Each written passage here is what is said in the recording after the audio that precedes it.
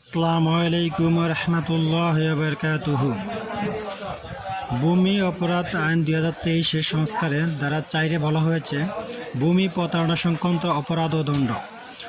1 ভূমি হস্তান্তর, জরিপ, রেকর্ড, হালনাগাদকরণ ব্যবস্থাপনা বিষয়ে নিম্নবর্ণিত কোনো কার্য যদি প্রতারণা সংক্রান্ত অপরাধ বলিয়া গণ্য হইবে, যথা ক অন্যের মালিকানাধীন ভূমি স্বীয় মালিকানাধীন ভূমি হিসেবে প্রচার করা, খ তথ্য গোপন করে কোনো ভূমি সম্পূর্ণ বা উহার অংশবিশেষ কোনো ব্যক্তি বরাবর হস্তান্তর বা সমর্পণ করা, গ স্বীয় মালিকানাধীন ভূমির অতিরিক্ত ভূমি বা অন্যের মালিকানাধীন ভূমি তৎকর্তৃক ক্ষমতাপ্রাপ্ত না হইয়া কোনো ব্যক্তির বরাবর হস্তান্তর বা সমর্পণ করা, গ কোনো ব্যক্তির অপর কোনো ব্যক্তির বলিয়া মিথ্যা পরিচয় প্রদান করিয়া বা জ্ঞাতসারে এক ব্যক্তিকে অপর ব্যক্তিরূপে প্রতিস্থাপিত করিয়া কোনো ভূমি সম্পূর্ণ বা উহার অংশবিশেষ হস্তান্তর বা সমর্পণ করা, গ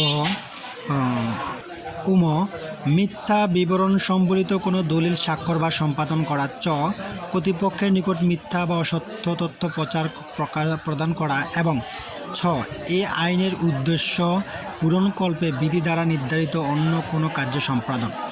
শাস্তি 2 ধারা 4(2)-এ কোনো ব্যক্তি উপধারা 1 বর্ণিত কোনো অপরাধ সংগঠন করিবার জন্য তিনি অনধিক 7 বছর কারাদণ্ড অর্থদণ্ড দণ্ডিত হইবেন। তাহলে ভূমি আইনে আগে কোনো সাজা ছিল না, বর্তমানে সাজা হয়েছে।